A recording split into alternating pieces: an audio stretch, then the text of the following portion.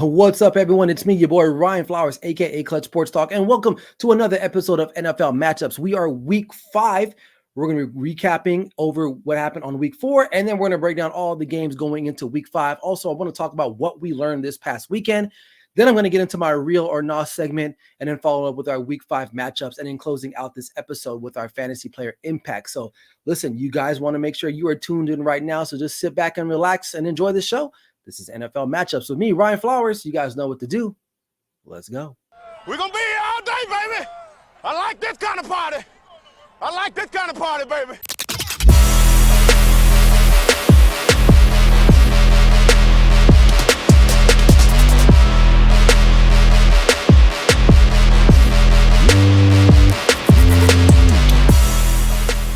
All right, welcome back to the episode. But before we move any further, let's make sure we subscribe to the Grid Network channel right now on YouTube. Every subscription counts, so make sure you do your part.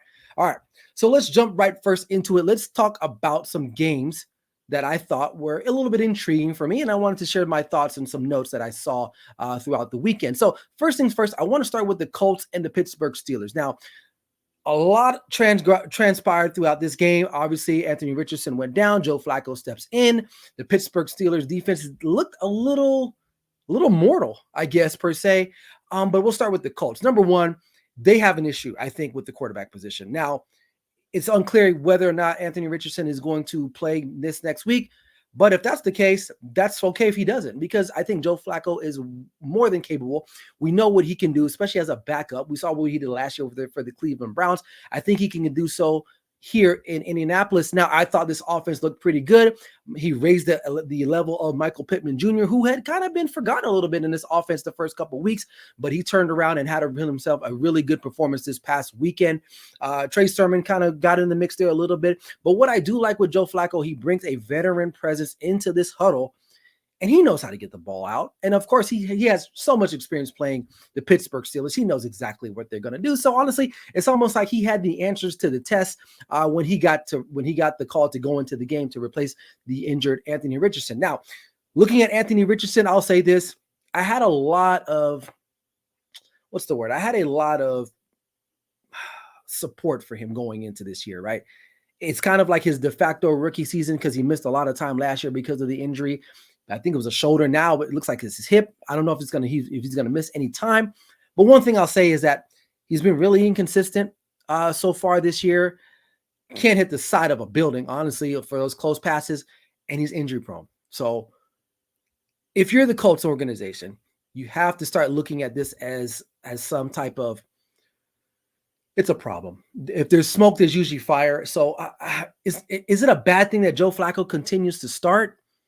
Probably not, but in regards to, well, we did give up, or we did spend a high draft pick on this guy. We want to see it pan out. Of course, I get that too, but I don't know, man. I really don't know. But at the end of the day, they got the win. That's what matters. But they have some decisions to make, especially if Anthony Richardson continues to get hurt and also plays inconsistent. And if Joe Flacco comes in and starts to ball out, we may have a quarterback controversy in Indianapolis. So, all right. On the other end, Pittsburgh Steelers, they are not undefeated anymore as they took the loss here in Indianapolis, against those Colts. The Colts exploited this defense. Not only did they exploit them, they really converted at a high rate on third down, which is something we really haven't seen a lot this year. The Pittsburgh Steelers defense is really good at getting off the field on third down. I believe the Colts converted about 53% of their third down conversions. So I'll say this: that defense did not show up for them this past week. At least the Steelers defense didn't. So, which is a little surprising because that's where they hang their hat on, unfortunately. You know what I mean? But especially because the offense is a little inconsistent. And now that we're talking about the offense, let's talk a little bit about Justin Fields. Solid game, really good game. But let's just throw this out there. He is QB1 for the Pittsburgh Steelers. There's no questioning that anymore. He is the guy there. So we'll leave that we'll leave that alone. However, though, he'll make a really good play and then have a bad play. He had a fumble, then he throws the big bomb to George Pickens. He did lead this team to come back. Obviously, he rushed for 2 touchdowns. I believe he threw for 1. Solid game. Moving forward, is he going to be the answer for them?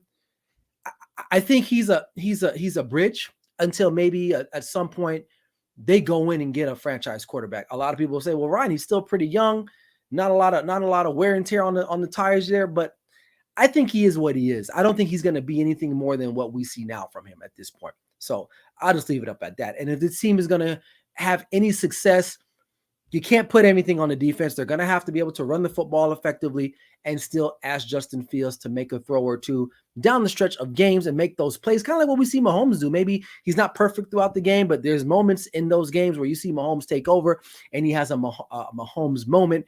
Justin Fields is going to be asked to do that at some point. Will he be able to do that consistently enough? We'll have to see how it plays out on the field. Okay. All right.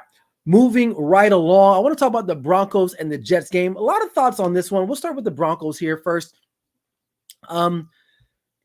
Offensively, man, what doesn't look good. Now I get it. The weather conditions were not the best this past Sunday against the Jets.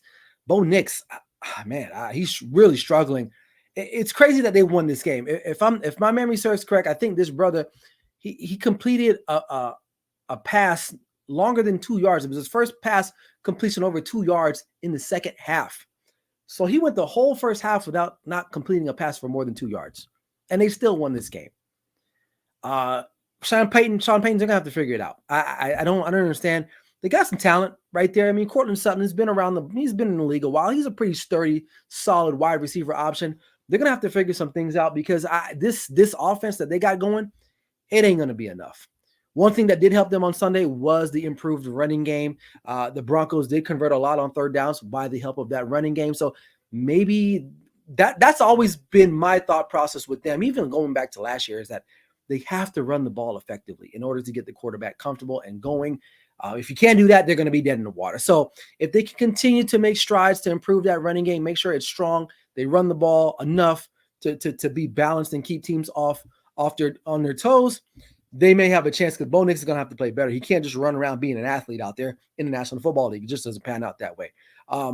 But at the end of the day, the defense is the star of this particular team. They are keeping this team above water. It's really 2 good, strong wins on the road in Tampa, and then you go to New York or New Jersey, wherever the hell the Jets play in MetLife, and beat them. So, really good, but the defense really, really is carrying this team to a point where it's kind of like, well, look, Bo Nix doesn't have to throw for more than 2 yards in the first half, and they'll still win a football game. So shout out to them.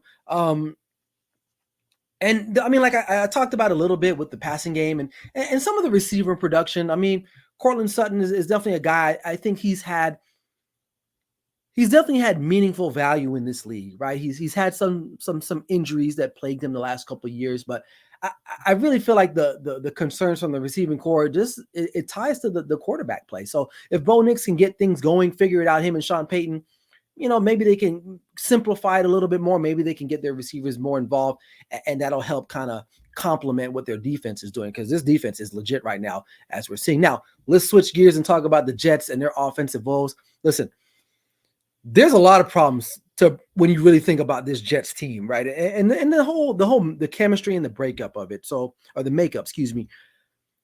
Aaron Rodgers is theoretically the de facto offensive coordinator. Now, Nathaniel Hackett is there only because Aaron Rodgers wants him to be there. But you can't tell me that they're sending in plays and Aaron Rodgers isn't switching it up. Now, a big thing that I noticed this past week was that they did not run the ball effectively enough, especially in those weather conditions. Aaron Rodgers was back there just throwing when they probably should have ran when you got guys like Breece Hall, a young up-and-comer, and Braylon Allen. So run the football, right?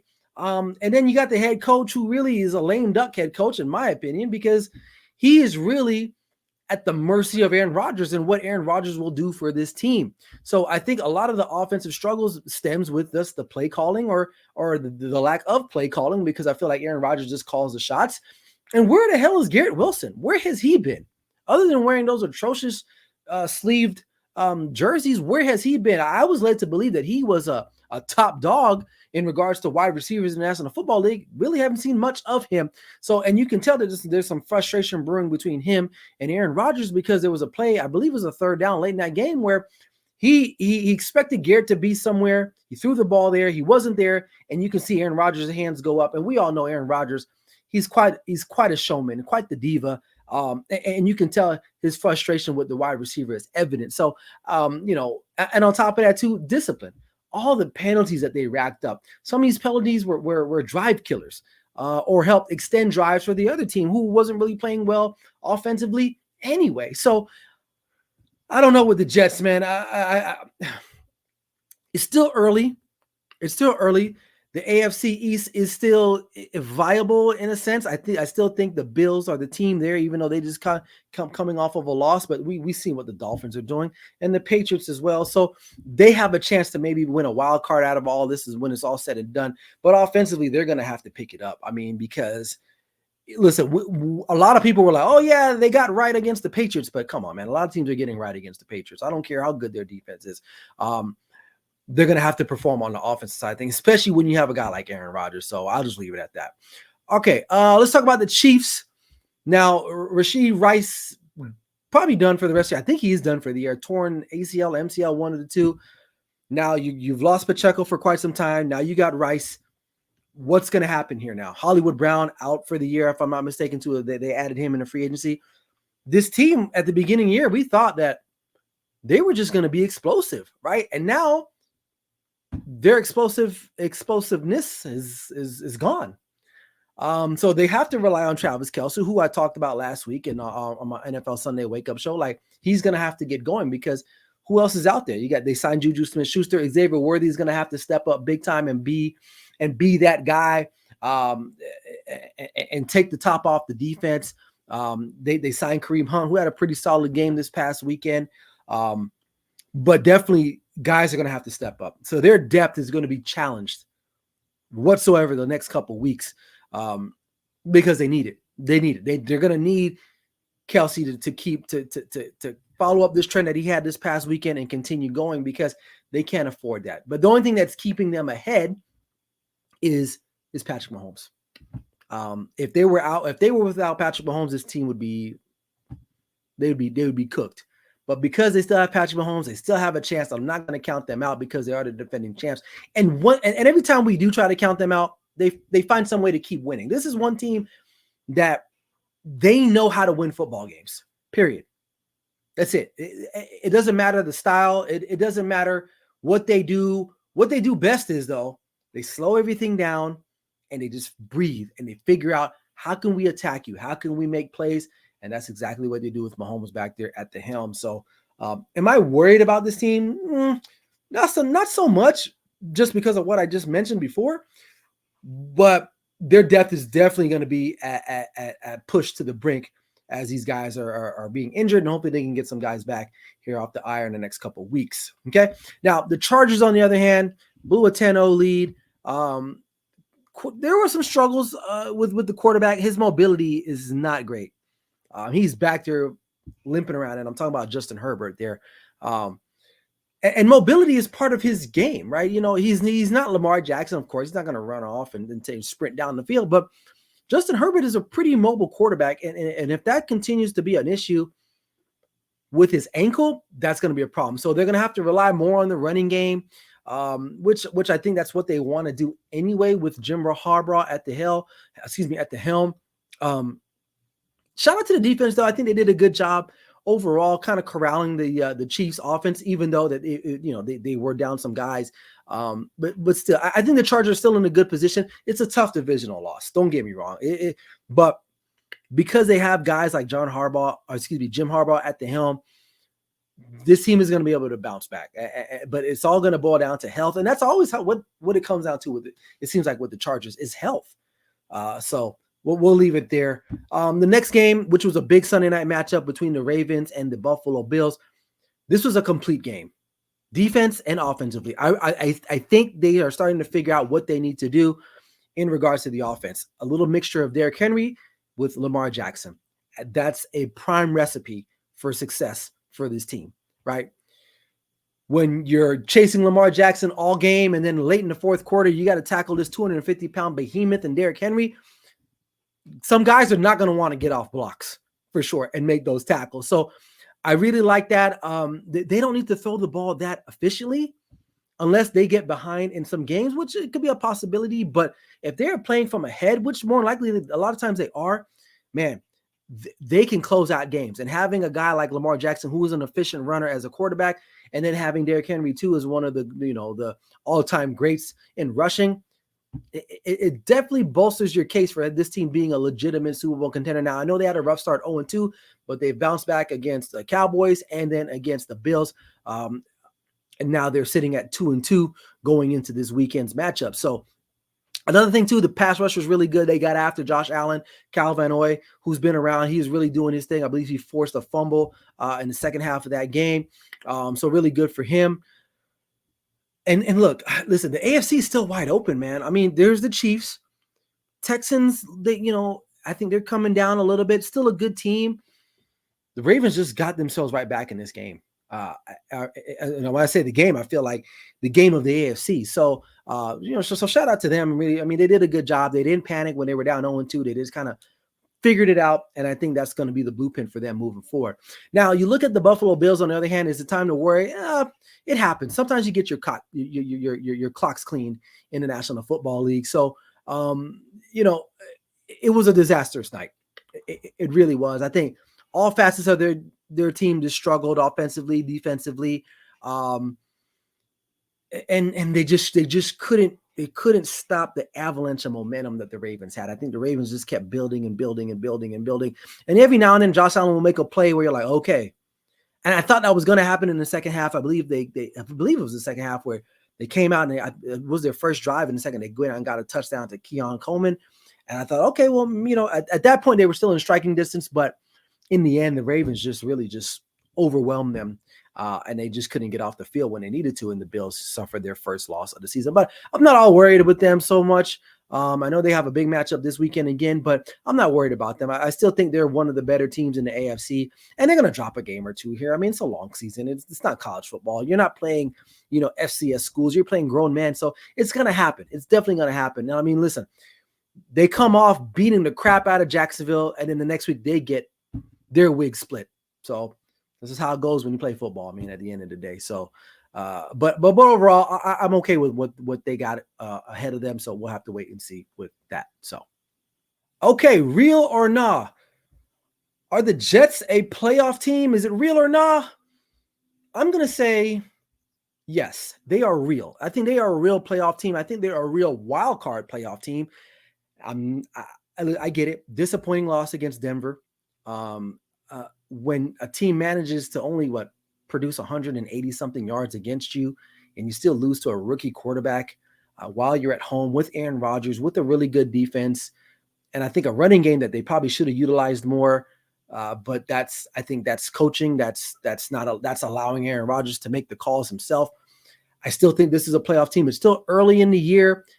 We all see what the AFC East is looking like right now, especially Miami, their quarterback situation. The Patriots really not so good. I still think the Bills are the class of this division, but I feel like if they're going to make the playoffs, it's going to be a wild card. So I'm going to say, are the Jets a playoff team? I'm going to say real. Okay, my next real or nah, should Jaden Daniels be considered in the talks of MVP? I'm going to say real, and here's why. Listen, they're 3-1. He's playing some of the best quarterback in the National Football League right now. I think 82% completion rate. He's lighting it up. He's not turning the ball over a lot. The offense is well balanced. The Commanders looking really, really good, and a lot of it is because of him. And right now, the NFC East doesn't look that strong as well. I mean, you look at the Giants; they're not any good right now. The Cowboys are struggling as well too, right? Even though they got the win this past Thursday against the Giants. And then what the hell are the Eagles doing, right? They're getting blown out too. So Jaden Daniels definitely right now is one of the better quarterbacks, and he's young in the National Football League. So in comparison to some of these other guys that are out there, I know I talked about on my Sunday show the other day about some guys that are MVP candidates. I would say after this past weekend against Arizona, his 26 for 30, 233 yards, and one touchdown. I mean, literally, the guy is playing really, really solid football. And to be so young, he looks so calm and controlled.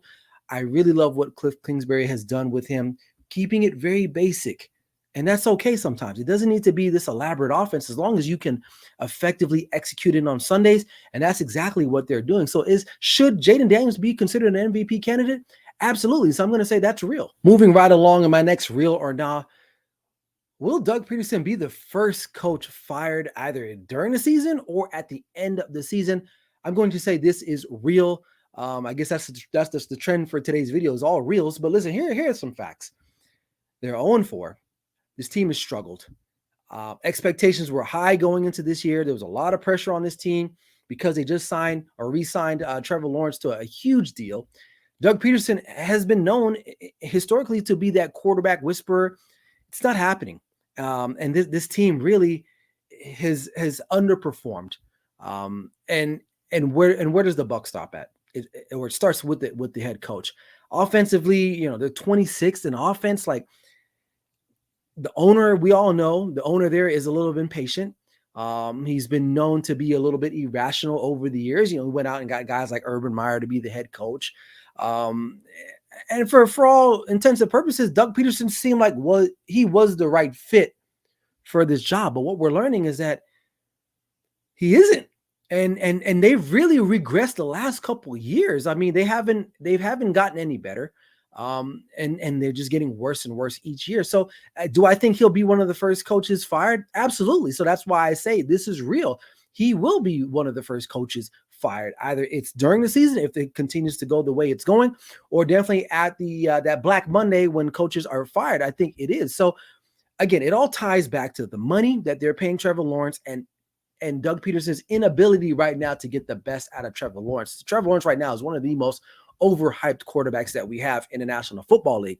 And then you just look at what Jaden Daniels is doing in Washington. And then you look at Trevor Lawrence, who, was probably a better prospect than Jaden Daniels, right? So, there's a lot of issues going on with this team, but a lot of it is going to fall at the doorstep of Doug Peterson. So I think, yes, it is real that he will be the first coach fired either during the season or in the offseason. All right, moving right along, let's get into our Week 5 breakdown and preview around the National Football League. First, we're going to start with the Thursday night matchup between the Tampa Bay Buccaneers and the Atlanta Falcons.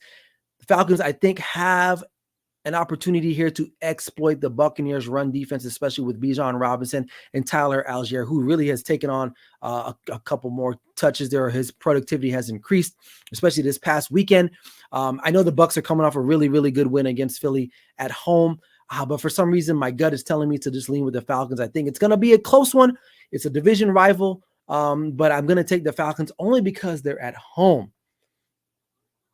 All right, next game, we got the Jets and Vikings. This game is played at a neutral site, I believe, in England somewhere. I don't know if it's London or wherever they're at, but I know they're not going to play in Minnesota. The Jets defense, I think they can keep Sam Darnold in check to a certain point. But overall, I think the Vikings are legitimate, right? And their offense can score. They can score. Whereas the Jets offense, outside of playing New England, hasn't looked that great. For me, I just like Minnesota Vikings better as a team right now. I think the continuity is a lot better between the head coach and the quarterback. Better continuity between Sam Darnold and Justin Jefferson versus Garrett and Rodgers. This team isn't really well coached. I'm going to be honest with you. I think the Vikings are better coached. They're in a better situation. Their vibes are better. I think they take this show on the road into England and they get the win over the Jets. All right, moving on. This is an interesting game between the Bears and the Panthers. Bears defense is good. The problem, again, kind of like the Jets, their offense is just no good. Now, Andy Dalton has looked really good in the offense for Carolina, which is a bad thing for Bryce Young, right? So he's getting guys involved like Xavier Legette, Deontay Johnson, who I have on my fantasy, who I thought was pretty much dead to rights until Andy Dalton finally took over the reins there at quarterback. But the Bears, to me, they're at home. I get it.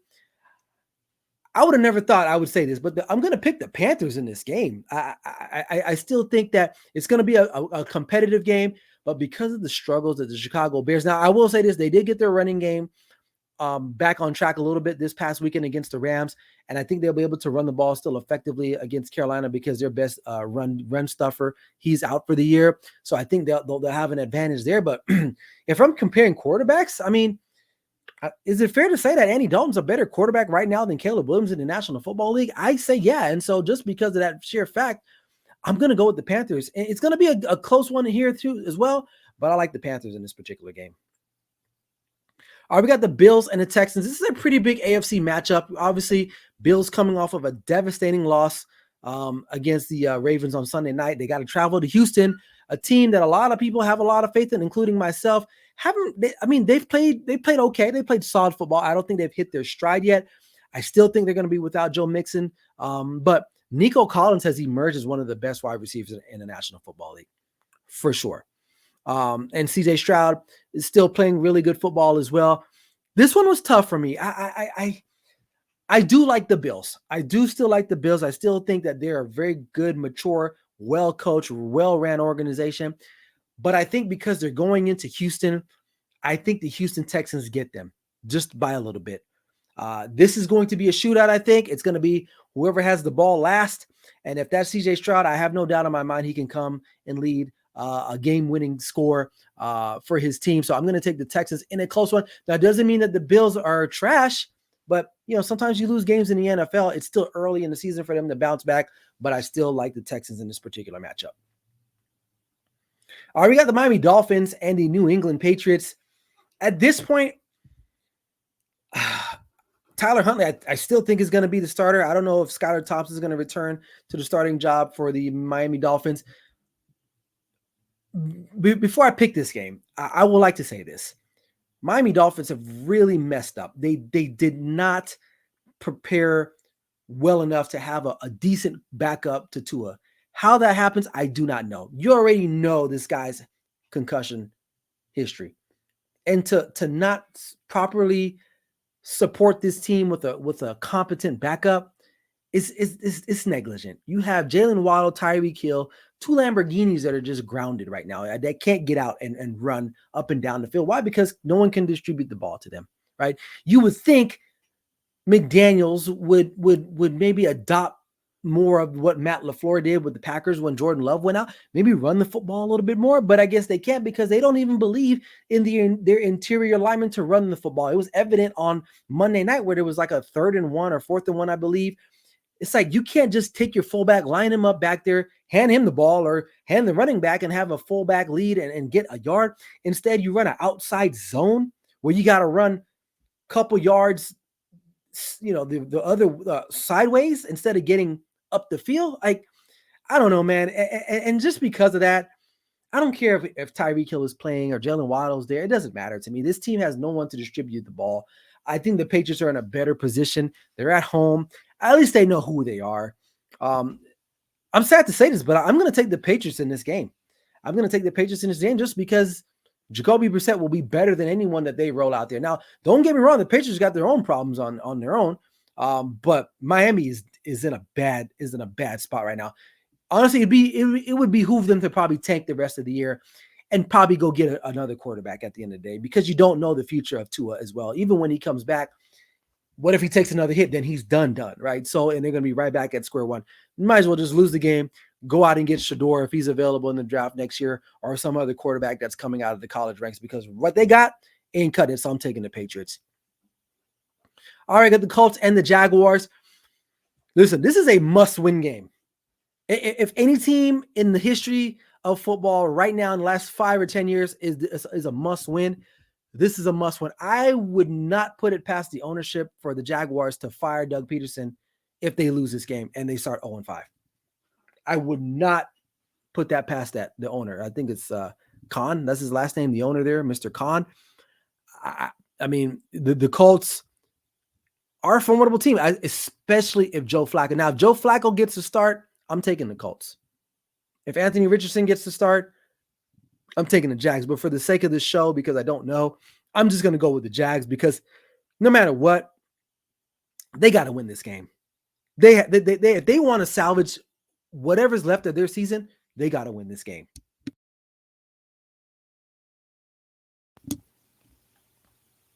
All right, moving on. We got the Bengals taking on, hold on. Okay. Moving on, we got the Ravens and the Bengals in an AFC North divisional game. Ravens coming off a very all-around top-tier performance against the Buffalo Bills. AFC rival, a team that's contending for a Super Bowl II, a team that's looking to push the Kansas City Chiefs. The Ravens did what they needed to do. Now they go on the road. Now, any division game is tough, but I'm starting to believe and drink the Kool-Aid a little bit more of the Baltimore Ravens. I think they figured it out on offense, especially running the football. The Bengals have their struggles. I think Joe Burrow will have an opportunity to exploit some of their holes on defense with Jamar Chase and T. Higgins. But overall, I just think that the game will be close, but I like the Ravens to win this game just because if it's close and they're up and they're trying to put this game away, no better player to have than Derrick Henry to close it out. And I like their chances. So I'm going to go with the Ravens in this particular game. Okay. In the last morning game, we got the Cleveland Browns and the Washington Commanders. To me, this is a no-brainer. Cleveland Browns are struggling. Deshaun Watson is a shell of himself. Jaden Daniels is the man. Washington's getting after it on defense. Jaden Daniels is playing phenomenal. Commanders all the way. Commanders. I don't have to say much more. Commanders all the way. I'm going to take the Commanders in this particular game. All right, then we got the Arizona Cardinals taking on the San Francisco 49ers. I don't think this game is going to be as easy as it shows in the spread here. I mean, right now the opening spread was -7.5. I know the Cardinals are reeling right now. They've had their offensive struggles themselves. Some injuries right there to their tight end and Trey McBride. I don't know if he's going to be able to go. He had the concussion the week before. He missed this past weekend. The 49ers, I think they're starting to figure it out a little bit. George Kittle came back. Brandon Ayuk made an appearance. They're still without Christian McCaffrey and Debo. Christian McCaffrey now reports is that both of his Achilles are in trouble. So who knows if this guy comes back the rest of the year, right? But for some reason, Arizona does play this team relatively close, especially on the road. But in the end, I'm going to go with the Niners in a close one. I don't think the 49ers will cover. I will say that. But I like the 49ers to win this game. All right, Las Vegas Raiders taking on the Denver Broncos. The news that we got is that out of the Raiders camp is that Devontae Adams wants out, which that's not a surprise. Like, I think he'd been wanted out last year. I think he kind of went along with the whole Antonio Pierce thing, and it was cool, but like at the end of the day, we all know, and I'm not trying to downplay Antonio Pierce, but he's probably not going to be the guy there in the next 2-3 seasons. I'd be surprised if he's still there. And this organization really did not set themselves up appropriately, right? They didn't address the quarterback situation. Well, they thought they did with Gardner Minshew. He's whatever, right? Now, I know they got the win against Cleveland. I know they went on the road and beat Baltimore, but they still have a lot of challenges that they're facing. And I think Devontae Adams looked at that and was like, I'm good. So I thought it was weird that he didn't play last year. I didn't know he was hurt, but I guess he was a healthy scratch. I don't know. He may not play this week as well.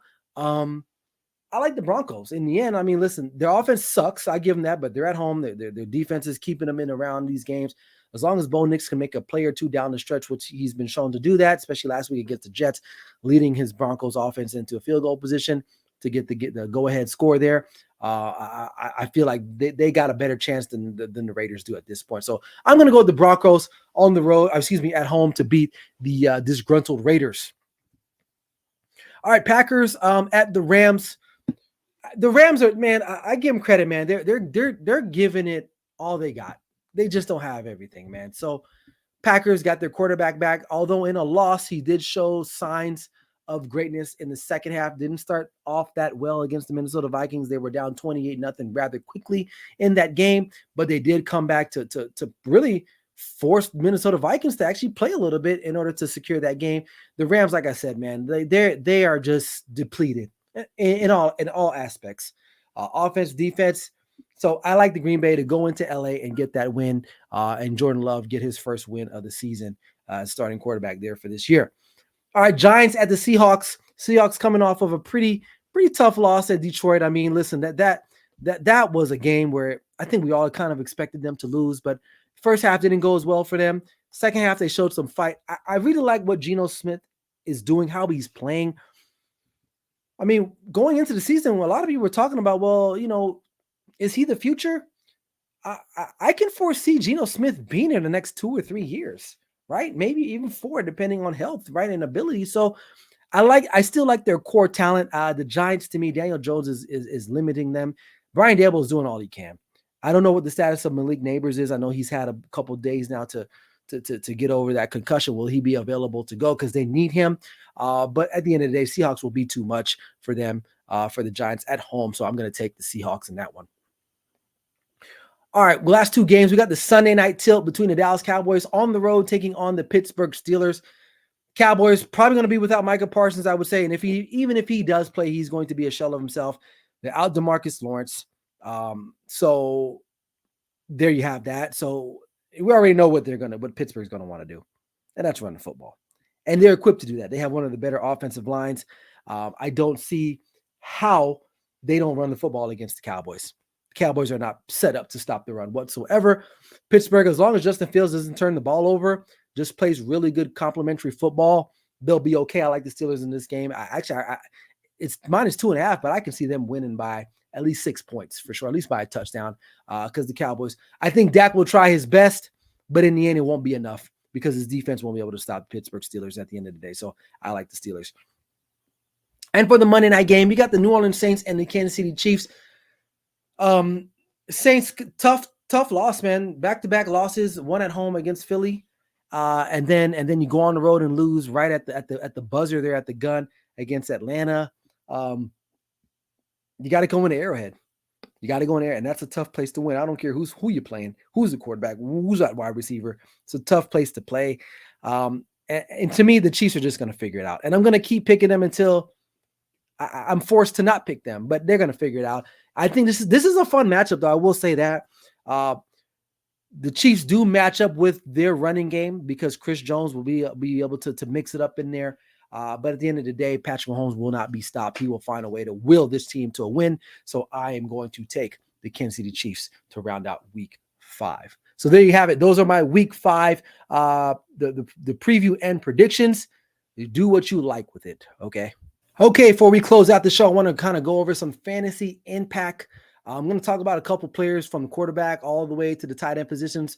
Maybe there's some guys you can claim off your waivers to see if you can get that slight edge going into Week 5 of the NFL season. So let's start with quarterbacks. There's some guys that caught my attention that I think if you're in a pinch, right? Obviously, some teams are going to be going on buys here this week and moving forward, some other teams as well. So I'm going to start with Andy Dalton. I think he's a solid pick.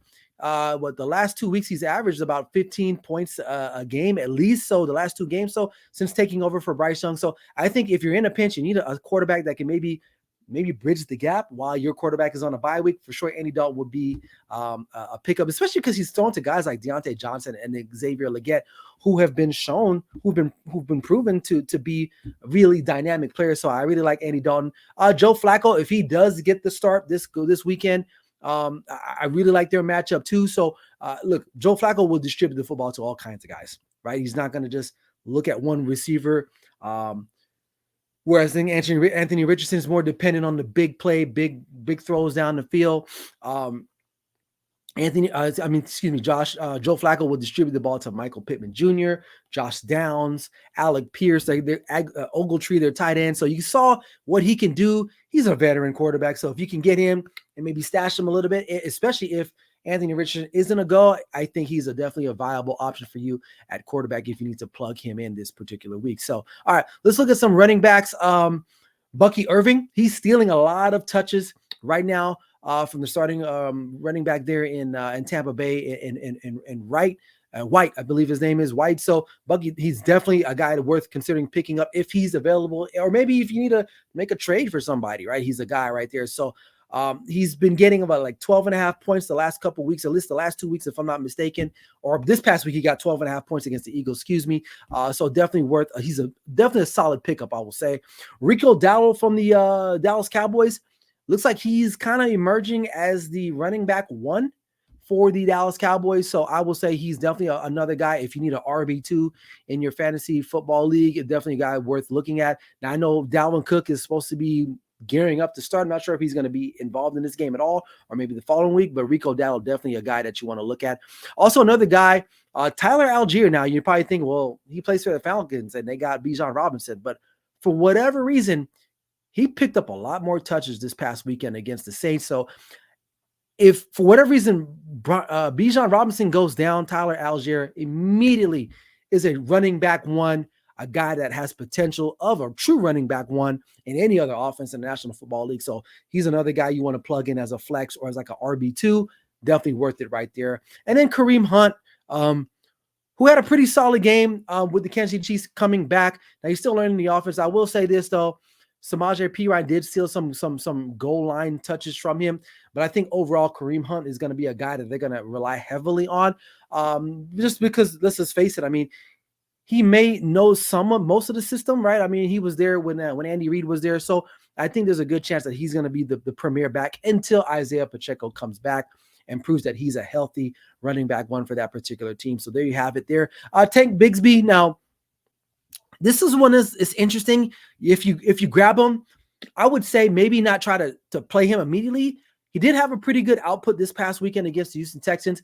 I don't know what was going on, but he did steal a ton of series from Travis Etienne. I think Etienne is still the guy there, but there's something underlining there. So it might be one of those things where you grab him, you stash him away, see what happens. Maybe Etienne falls out of favor with the coaching staff there in Jacksonville, and then you can plug in Tank Bigsby there as well. See there. So that's kind of like a steal there. Now let's talk about some wide receivers.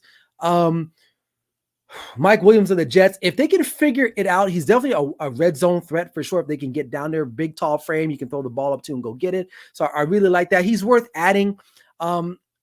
Again, if you need a flex, possibly a wide receiver too, he's a guy that I think can fill that role there. Another guy who I like is Wan'Dale Robinson of the New York Giants, right across the locker room there.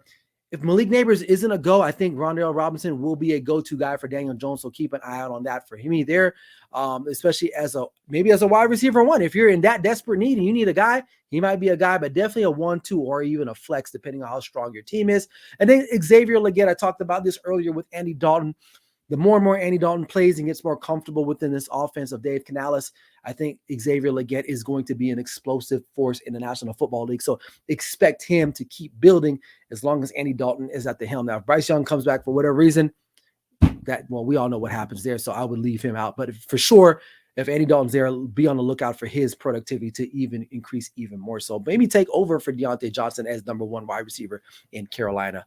As far as tight ends are concerned, a little sneaky guy in Tucker Kraft for the Green Bay Packers. He became a real favorite of Jordan Love, especially this past week against the Minnesota Vikings. 6 receptions, and he racked up 17.3 fantasy points against the Vikings. So that looks pretty good. And I think it's only going to be favorable for him, especially guys like Christian Watson going down for the Green Bay Packers. So that's going to open up some more targets possibly to their tight end. So a little bit on the lookout for him. Another tight end for Tyler Conklin for the New York Jets. 8 targets this past weekend against the Denver Broncos. So listen, as long as he's getting targets, at some point the production is going to follow. So keep them in mind there. Again, these are guys that I'm not saying these guys are going to carry you to a fantasy championship, but they might be bridgers. They might be guys that can help you get through a week. Maybe your number one guy is there, or maybe they're a guy that you can add to your roster to get you over the edge. So he's one of those guys. And finally, Cade Otton from the Tampa Bay Buccaneers.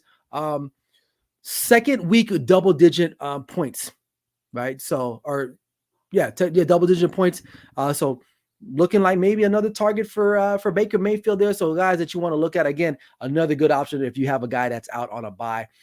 So there you have it. So those are my fantasy impact players. Do what you like with them.